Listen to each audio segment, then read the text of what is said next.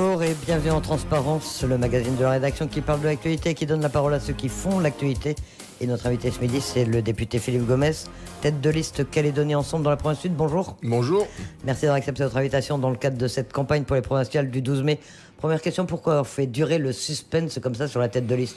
On savait que ce serait vous finalement. Non, il n'y avait pas de suspense, ou du moins ça a été perçu comme un suspense et ça n'en était pas un. Non, ce que nous souhaitions faire à Calédonie Ensemble, c'était mettre en valeur une nouvelle génération. Et donc, à partir du moment où on parle de la tête de liste, où tout se catalyse sur la tête de liste, on a du mal à faire en sorte que cette jeune génération soit éclairée comme elle le mérite. Or, avec un deuxième et un troisième de liste qui ont 30 ans, comme Nicolas Metzdorf et Annika Aizé, comme 6 autres trentenaires dans les 30 premiers, je pense bien évidemment à Nina Julier, je pense aussi à Emmanuel Cac, brillantissime ingénieur agronome, je pense à Jérémy Atiti, à Manina Teay et à beaucoup d'autres encore. Voilà, on voulait dire, il y a une jeune génération calédonienne diplômée, talentueuse, qui mérite d'être mise en lumière, et donc parlons moins de la tête de liste et plus d'elle. C'est ce qu'on a essayé de faire. Sans faire la pub des autres listes, vous ne trouvez pas que c'est un peu une constante de ces élections, que toutes ces listes pratiquement ont trouvé des jeunes Calédoniens diplômés de bon niveau? Écoutez, il y a beaucoup de jeunes Calédoniens diplômés de bon niveau. Si c'est ça que vous voulez me faire dire, je le confirme. Vous savez, il y a 9000 étudiants aujourd'hui calédoniens qui suivent des études supérieures en Nouvelle-Calédonie comme à l'extérieur. Moi, je peux vous parler de celles et ceux avec qui nous faisons chemin à l'occasion de ces élections. Je peux vous dire que ces jeunes hommes et ces jeunes femmes sont non seulement brillants, mais engagés dans la vie de la cité et souhaitent véritablement construire leur pays, mettre leur talent à la disposition du pays, et c'est ça qui, à Calédonie Ensemble, nous touche, et puis qu'on a essayé de mettre en lumière. Vous savez, moi je souhaite tuiler, je souhaite pas rester comme une sorte de mausolée pour les années à venir. Je souhaite faire en sorte qu'avec une génération intermédiaire, je pense à Philippe Dunoyer, et puis avec une jeune génération, celle que je viens de citer, on puisse demain faire en sorte que Calédonie Ensemble continue à porter les valeurs et les idées qu'il a toujours portées. Mais vous avez tenu quand même à conduire la liste. Philippe Michel, le président sortant, aurait été légitime pour le faire aussi. Philippe Michel aurait pu parfaitement conduire cette liste. Il a tous les talents, notamment le talent de la pédagogie et de la synthèse, de l'explication, de l'intelligence. Philippe Dunoyer est un député brillant. Donc la question, elle s'est posée d'une autre manière. C'est-à-dire qu'effectivement, on était 3 au moins à pouvoir tirer cette liste. Et au bout du compte, quand on a vu que c'est Paul Niaoutine qui tirait la liste dans le Nord, que c'est Daniel Goa qui tirait celle de Lucé dans le Nord, que c'est Rocco Mitan qui repartait pour un tour dans le Sud, on s'est dit, cette génération-là, qui est la génération des accords, qui a accompagné le processus politique engagé depuis 30 ans, elle a vocation à également assumer la sortie de l'accord, à organiser la sortie de l'accord, et j'en fais partie. Et donc à partir de ce moment-là, il a semblé plus légitime que ce soit moi qui tire cette liste à ce titre-là. Mais effectivement, il y a d'autres talents de Calédonie Ensemble qui auraient pu assumer cette responsabilité. Parmi les départs, celui de Philippe Germain, c'est une volonté de sa part, ou vous l'avez un peu exfiltré parce qu'on sait que il n'a pas forcément une grande popularité du fait notamment de la politique économique qui a été menée, peut-être? Philippe Germain, il a fait un travail remarquable. Et comme toujours, c'est avec le recul du temps qu'un jugement objectif, un jugement de valeur objectif et positif pourra être posé sur le travail qui a été accompli ces 4 dernières années. Vous savez, être président du gouvernement, je l'ai été 2 ans. J'en ai pas gardé un souvenir extraordinaire. Vous êtes dans une équipe de 11 personnes. Sur ces 11, vous avez vocation à en être le capitaine, mais vous avez choisi que 3 membres. Il y en a 8 autres qui vous sont opposés. Et dans ces 8, Elisabeth Noir, comme vous le savez, il y en a un certain nombre dont le travail essentiel est d'où savonner la planche. Donc, dans ce cadre-là, c'est déjà une équipe très difficile à faire jouer. Et puis en plus, dans cette équipe, vous avez 2 sensibilités qui sont pas toujours susceptibles de se conjuguer, les indépendantistes et les non-indépendantistes, et l'ensemble des décisions doivent être prises de manière collégiale. Il y a un gouvernement dans le monde comme ça, c'est le gouvernement d'Afrique du Sud après la fin de l'apartheid avec Mandela et de Klerk. Ça a duré 3 ans. Et nous, c'est notre système. Alors c'est obligatoire que ce soit notre système par rapport à l'histoire du pays, par rapport à la sensibilité indépendantiste, mais c'est quand même un système qui est extrêmement difficile. Mais donc vous avez tout de même trouvé que Philippe Germain était peut-être pas en position aujourd'hui de figurer sur votre liste. Et puis non.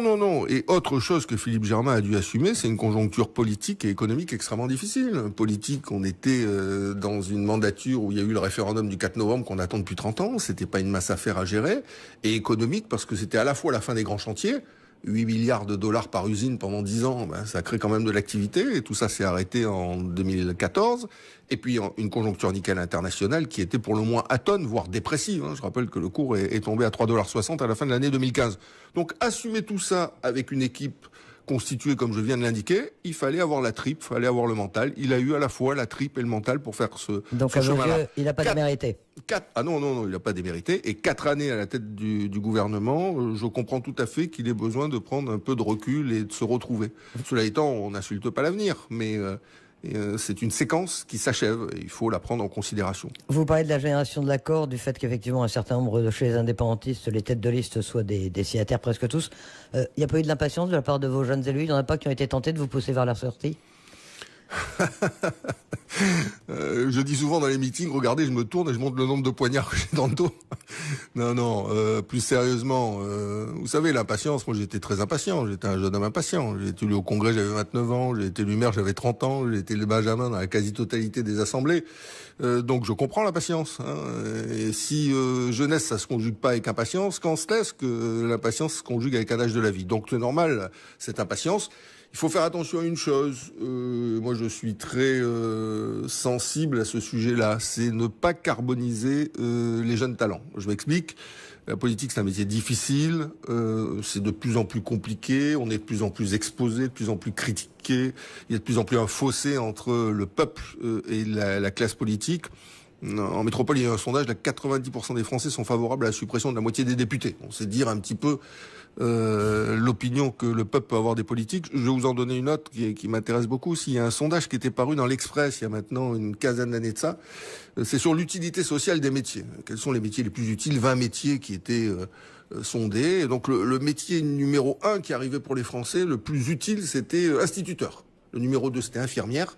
Sur 20, hommes politiques, ça arrivait 18e, juste derrière prostituées, c'était 17e. Vous voyez ce que je veux dire? Donc, et les journalistes n'étaient pas loin non plus. les journalistes étaient, je crois, juste derrière nous, Elisabeth Noir, mais vous avez lu le même sondage que moi. Un peu de vent. Non, mais donc, ce que je veux dire par là, c'est que lorsqu'on a du talent, lorsqu'on a du désir et qu'on est un jeune homme ou une jeune femme engagée en politique, il faut qu'on puisse accéder aux responsabilités au fur et à mesure de l'assise qu'on arrive à construire. Si on va trop vite et trop fort, on risque de se brûler. Et donc voilà, c'est cette montée en puissance qu'il faut organiser, que j'essaye d'organiser avec une nouvelle génération comme Annie Coisé, comme Nicolas Metzorf, comme Nina Julier, et que je souhaite organiser ensuite avec Emmanuel Cac, avec parce que vous êtes sur le devant de la scène depuis au moins 2004. Vous ne craignez pas un peu l'usure du pouvoir? Vous ne croyez pas que le phénomène de dégagisme qu'on voit partout dans le monde... Mais bien sûr, je suis pas à l'abri de l'usure du pouvoir, et puis on est dans une société de consommation, donc de consommation quasiment compulsive. Et donc on zappe des chaînes de télé, on zappe ses vies affectives, on zappe les réseaux, et donc on zappe aussi encore plus les hommes et les femmes politiques. Donc oui, clairement... je suis pas aveugle, je sais bien que au bout d'un certain nombre d'années d'exposition, le peuple a besoin de chair fraîche et a besoin d'hommes politiques ou de femmes politiques qui soient renouvelés. Donc ce qu'on a essayé de faire dans le cadre de cette liste, c'est un peu ça, c'est-à-dire sur les 22 places considérées comme éligibles, on a 11 nouveaux et 11 anciens. Dans les 11 anciens, on a je dirais une ossature de personnes aguerries, j'en ai parlé, Philippe Dunoyer, Philippe Michel, mais aussi je pense à des gens comme Monique Millet, comme Elanie Kaoué, comme Corinne Voisin, qui sont avec nous de longue date. Et puis on a toute une nouvelle génération, Magali Magno-Alalo, Emmanuel Cac dont j'ai déjà parlé, Jérémy Atiti, Manina Teaï, et d'autres encore, je pense à des personnalités de la société calédonienne qui viennent apporter leur expertise et leur légitimité à notre liste, comme Pierre Ferban, qui est un garçon exceptionnel, ou comme Joseph Chaillet, qui est un monument à la fois du tour cycliste et Jean Caïs, c'est un peu surpris. Alors Jean Caïs, vous savez, ça est-ce que vous faites toujours un peu ce mélange où il y a des personnalités qui franchement sont plutôt connues dans le milieu indépendantiste ou pour leurs engagements indépendantistes? Jean Caïs, c'est quelqu'un... Il y en a eu toujours sur vos listes. Non, mais je vais vous dire quelque chose, Elisabeth Noir. On va parler très franchement. Jean Caïs, c'est quelqu'un, et vous allez le découvrir, il est exceptionnel. Jean Caïs, je l'ai découvert il y a 3 ans à l'occasion d'une réunion à Boulou-Paris. J'ai pas dit qu'il n'était pas exceptionnel. Je parlais de ses orientations politiques qui pour expliquer le chemin que j'ai accompli avec Jean. Jean Caïs, c'est quelqu'un d'exceptionnel. Je l'ai rencontré dans une réunion qu'on tenait au Paillote de la Wingui à Boulou-Paris. Il était venu écouter parce que c'est quelqu'un de curieux. D'ailleurs, il ne serait pas à Calédonie Ensemble aujourd'hui s'il n'était pas curieux. Jean Caïs a effectivement un parcours de sensibilité indépendantiste, comme beaucoup de gens de sa génération. Je rappelle qu'il a 44 ans, Jean. Mais il a surtout un parcours de coutumier. Ça fait 20 ans qu'il est chargé de mission au Conseil d'Air de la région, où il est chargé de l'identité kanak et de l'impact des politiques publiques en ce qui concerne le monde coutumier. Il a été sénateur coutumier de 2010 à 2015. Il a été président du Sénat coutumier également. Donc, il nous apporte, Jean, cette intelligence, cette compréhension, cette connaissance du monde kanak et du monde coutumier. Et en même temps, il a fait un parcours. C'est ça qu'il faut intégrer. Et c'est ça que nous, on a intégré, en tout cas, à Calédonie Ensemble. Il a fait un parcours. Il dit toujours une chose dans ses discours, Jean. Il dit, en 85, et on a vérifié ce qu'il disait, et c'est un chiffre exact. Il a dit, en 85, les indépendantistes représentaient 58% des voix. Et non, les non-indépendantistes, pardon, ont représenté 58% des voix, les indépendantistes 42. 35 ans après, on est à 57-43. Il dit, la vérité, c'est qu'on n'a pas bougé. Donc il faut inventer un ailleurs. Il faut sortir des vieux sillons pour construire autre chose. Et moi, je le dis franchement, admiratif, parce qu'on connaît la pesanteur culturelle dans le monde kanak. On sait comment les choses se passent. On va pas se la raconter au micro tous les deux. D'arriver à sortir de ce sillon pour verbaliser les choses comme il le fait, avec la légitimité coutumière qui est la sienne, il faut avoir beaucoup de courage. Donc moi, je salue le parcours de Jean, ce coming out, en quelque sorte, et le fait qu'il accepte d'apporter son intelligence et son expertise à notre liste. Bon, on a vu la liste. Vous n'avez pas parlé d'Eugène Ukéoué? Ah ben je ne pouvais pas parler de tout le monde. On ne veut pas parler des 50? Non, mais Eugène, c'est quand même important pour moi, pour nous, pour Calédonie Ensemble. Vous savez, Ukéoué, moi j'ai connu Dick Ukéoué quand il était... On va vous dire que vous faites un peu de récup, que c'est facile, qu'il y a il y a souvent des élus qui changent de liste, d'étiquette. Oui, mais enfin, Ukéoué, c'est pas un nom quelconque dans l'histoire du pays. Dick Ukéoué, moi je l'ai connu quand je suis rentré au gouvernement. Je rappelle que j'ai été directeur de cabinet d'un membre éminent du gouvernement de l'époque, du gouvernement Ukéoué.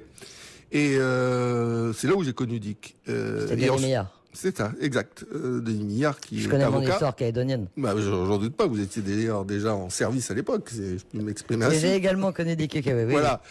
Et ensuite, j'ai été son directeur de cabinet à Dick Ukéoué quand il était président de l'Assemblée territoriale à partir de novembre 1985. J'étais là aussi un jeune homme de 26 ans. La stature de Dick, plus personne s'en souvient, sauf les anciens aujourd'hui, était immense. Et le travail que Dick avait accompli en métropole, à l'égard de l'opinion publique, pour faire en sorte que l'opinion métropolitaine soit en faveur de la Calédonie française, a été décisif, à mon sens, dans le résultat du combat qui a été mené par Jacques Lafleur et qui a permis d'aboutir aux accords de Matignon et à ces 30 années de paix. Donc que Eugène aujourd'hui, fils cadet de Dick, soit avec nous, c'est pour nous quelque chose d'important, parce qu'il apporte aussi son histoire. Et vous avez vu qu'on a mis la poignée de main, vous m'en avez pas parlé, mais donc j'anticipe. Attendez, j'ai pas encore eu le temps de vous parler de tout.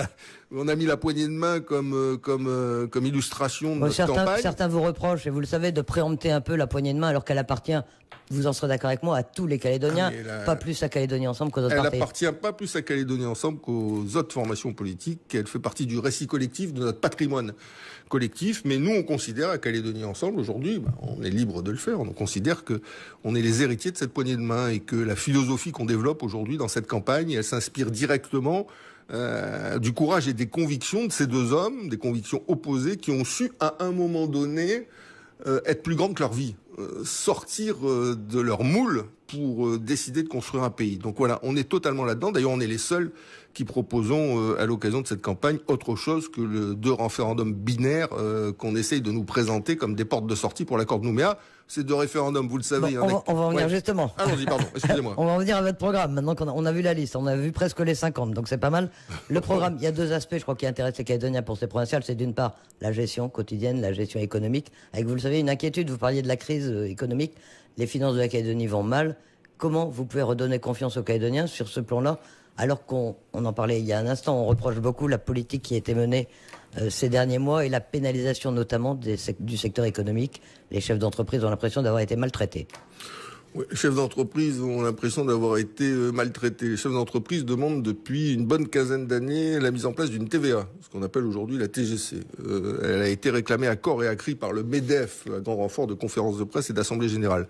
Qui a mis en place cette TVA qu'on appelle chez nous TGC? C'est Calédonie Ensemble, dans des conditions qui n'ont pas été simples, parce que quand on bouge 50 milliards de recettes fiscales, c'est-à-dire un tiers des recettes fiscales du pays, c'est sûr que ça crée quelques turbulences, que c'est également un changement de modèle, je dirais, culturel au plan économique, puisque jusqu'à maintenant on payait les taxes à l'entrée et que désormais c'est une taxe à la consommation. Pour autant, je considère 3 éléments. Premier élément, pas d'inflation. C'est quand même champion du monde. Il faut aller voir ce qui s'est passé en Polynésie quand à la fin des années 90, ils ont mis en place la TVA. Deuxième élément, sur des secteurs hypersensibles comme les pièces détachées automobiles ou les produits alimentaires, le dispositif qu'on a imposé à tout le monde, c'est vrai, de réglementation des prix, des taux et des marges, aboutit à une baisse des produits alimentaires de 7% statisticisés et des pièces détachées de 15% sur 6 mois. Donc c'est une deuxième victoire. Et troisième victoire, et pas la moindre, c'est que le rendement est au rendez-vous.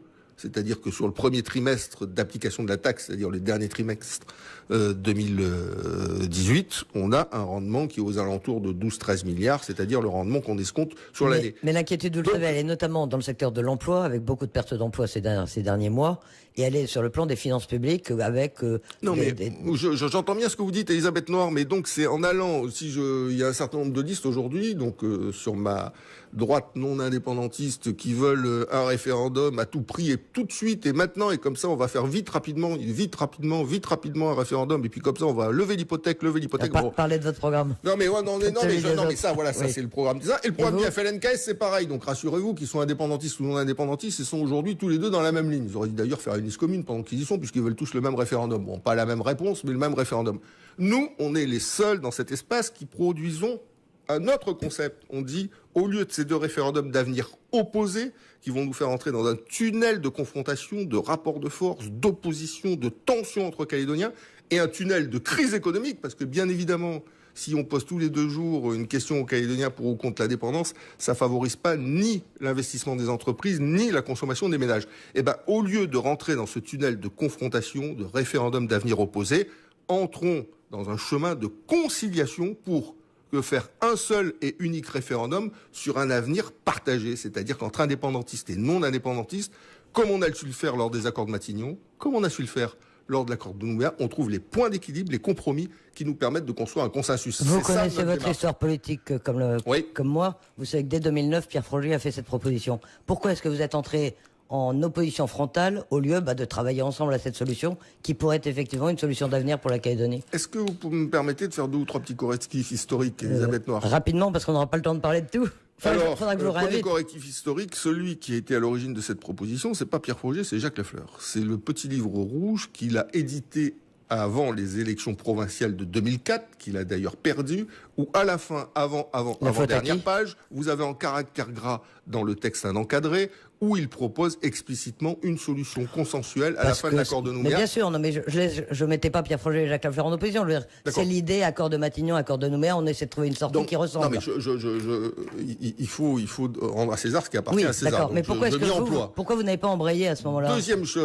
Deuxième correction historique, Elisabeth Noir. En 2009, Pierre Frogier ne fait pas campagne sur une solution consensuelle. La thématique de la campagne de 2009, c'est il faut purger l'indépendance, je cite, dès 2014, afin qu'après on n'en parle plus. C'est nous, à l'époque, Avenir Ensemble, Calédonie Ensemble, qui étions sur la solution consensuelle. Pierre Frogier c'est des corrections historiques, donc elles ont une importance relative, donc je vais m'arrêter là. Mais Pierre Frogier n'a opté n'a fait ressusciter la solution consensuelle qu'au moment des 2 drapeaux, c'est-à-dire à partir de 2010. Un peu avant fin 2009. La solution consensuelle, elle n'est pas pareille avant le référendum du 4 novembre 2018 et après. Je m'explique. Quand on fait la promotion d'une solution consensuelle avant le référendum du 4 novembre 2018, on l'a fait dans un espace politique qui n'est pas délimité, puisqu'au total, quid du rapport de force entre indépendantistes et non indépendantistes? On a effectivement les résultats des provinciales, mais un référendum, c'est pas le résultat des provinciales. C'est autre chose, c'est un autre type de vote. Et donc nous, on considère que désormais, ce référendum d'avenir partagé qu'on propose aux Calédoniens, au lieu des 2 référendums qui vont nous opposer, il a un périmètre qui a été déterminé. Ce périmètre, c'est le 57-43, c'est le périmètre du 4 novembre 2018. Et on aura beau poser la question 10 fois chaque année, on va se retrouver dans ce périmètre puisque c'est le même corps électoral qui va répondre à la même question. Donc, un consensus à construire dans ce périmètre, c'est un consensus où, bien sûr, il faut qu'on aille les uns vers les autres, c'est clair. On reste pas chacun sur notre aventin, mais c'est un consensus qui, politiquement, se situe pas dans le même espace et avec les mêmes bornes qu'un consensus avant le référendum. Quels interlocuteurs pour éviter ces 2e et 3e référendums? On sent bien, vous allez me dire que c'est une posture et on peut tous le comprendre, mais qu'aujourd'hui les indépendantistes restent dans l'accord, tout l'accord, rien que l'accord, qui étaient derrière votre position aussi il y a quelque temps, et ils disent il faut aller au 2e et au 3e et on n'en bougera pas. Non, j'ai défendu avant le référendum la position suivante. Je renvoie à mes écrits et au congrès qu'on a tenu sur le sujet, au moins 2, la nécessité d'aller au bout de ce référendum et d'en faire un référendum éclairé. C'est la position que nous avions adoptée, c'est-à-dire d'éclairer les 2 branches de l'alternative. On n'a pas pu aller au bout de cette démarche puisque on était assez solitaire dans notre démarche et au total, on l'a éclairé d'une matière qui était fédératrice, c'est la charte des valeurs calédoniennes que nous avons signé avec les indépendantistes, ainsi que le bilan politique partagé de l'accord de Nouméa, qui était une manière de dire qu'on soit indépendantiste ou non indépendantiste, on partage des valeurs et un jugement identique sur l'accord de Nouméa. Oui, mais justement, ça revient à la question que je viens de vous poser. Vous avez signé une charte de valeurs avec les indépendantistes. Quelques semaines après l'avoir signé, quelques jours même peut-être, Daniel Goa qualifie les non-indépendantistes d'axe du mal. C'est quoi les vraies valeurs? Oui, est-ce qu'elles sont partagées ou est-ce que c'est simplement mettre une signature en bas d'un document? Non. Enfin, Daniel Goa a dit des choses sur le sujet qu'il n'aurait pas dû dire. Je l'ai d'ailleurs contré à ce moment-là d'une manière très ferme. J'étais invité à l'émission du dimanche soir sur Nouvelle-Calédonie Première et je l'ai dit non. Il y a bien sûr des choses qu'on ne doit pas dire. On ne peut pas signer une charte de valeurs et ensuite parler d'axe du mal. Il a dérapé, c'est regrettable, mais enfin, vous savez, quand on fait de la politique, parfois on dérape et il faut savoir le reconnaître. Donc, non. La charte des valeurs calédoniennes a été signée, elle a été assumée par les indépendantistes. Ils en ont d'ailleurs largement parlé pendant cette campagne référendaire. Et je crois qu'elle ancre un certain nombre de choses que nous partageons, même si nous sommes idéologiquement opposés. Il y a un peuple calédonien, il y a un vivre ensemble calédonien, il y a une démarche commune. Un peuple calédonien, vous savez que c'est aussi une notion qui est contestée. Alors, elle est contestée par certains, mais... Allez-y. On va pas revenir sur tous les termes. Non, parce que là, on va passer 5 heures ensemble, Elisabeth. C'est pas que je n'y prends pas de plaisir, mais vous avez des obligations cet après-midi et moi aussi. Donc, on va devoir, hélas, séparer. Donc, sur le référendum d'avenir partagé que nous proposons, nous considérons que les interlocuteurs, au contraire, sont au rendez-vous. Si Paul Néautine a décidé de, une nouvelle fois, diriger la liste du Nord, si Daniel Goa dirige également celle de l'UC dans le Nord, si Rocco Mitan dirige celle du Sud, ça témoigne de quelque chose. Ça témoigne qu'il y a une génération, qui est celle des accords de Matignon et de Nouméa, indépendantiste, qui a donc tout le vécu de l'histoire, qui a donc tout le patrimoine de ce vivre ensemble et de ce processus de décolonisation et d'émancipation qui a été effectué au sein de la République, qui est prête à assumer ses responsabilités dans le cadre de la sortie de l'accord. Alors vous me dites, oui, mais aujourd'hui, ils disent référendum, Kanaki, point barre. Hein, hors de Kanaki, point de salut. Moi, je dis, on verra bien après. Je rappelle que quand Jacques Lafleur va voir Jean-Marie Tjibaou pour les accords de Matignon, c'est juste après la grotte d'Ouvéa, il y a 25 morts au tapis.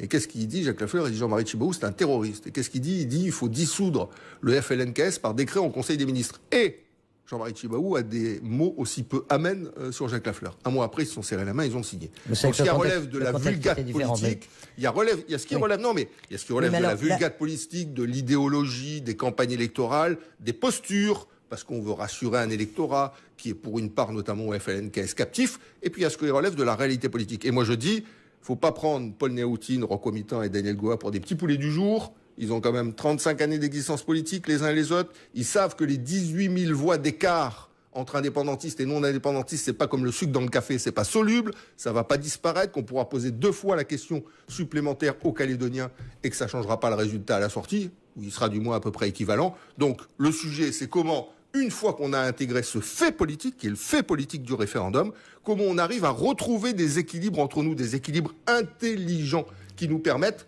de ne pas nous opposer, de continuer à construire le développement économique et à construire le vivre ensemble. C'est ça le sujet. Il n'y a pas d'autre sujet. Oui, où mettre le curseur et comment trouver une solution que les indépendantistes puissent accepter. Ça se construit, ça ne se décrète pas. On n'arrive pas en décrétant le consensus. Un consensus, ça se construit autour d'une table. Quand on est parti sur la charte des valeurs, on était à des opposés d'une distance considérable. Et on a réussi, 120 heures de discussion, à se rapprocher, à trouver les mots pour parler des valeurs républicaines.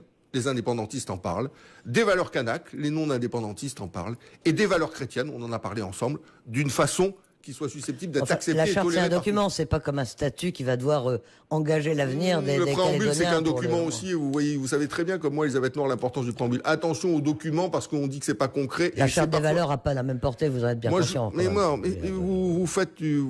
avez un raisonnement très occidental. La civilisation kanak, c'est une civilisation de symboles. C'est ça qu'il faut comprendre avant toute chose. Ce qui était le plus important pour les indépendantistes dans le cadre de l'accord de Nouméa, c'est le préambule. C'est ce qu'ils avaient appelé le préalable du geste fort. Oui, mais je vous dis, la charte des valeurs n'a pas la même portée. Non, ça n'a pas la même portée.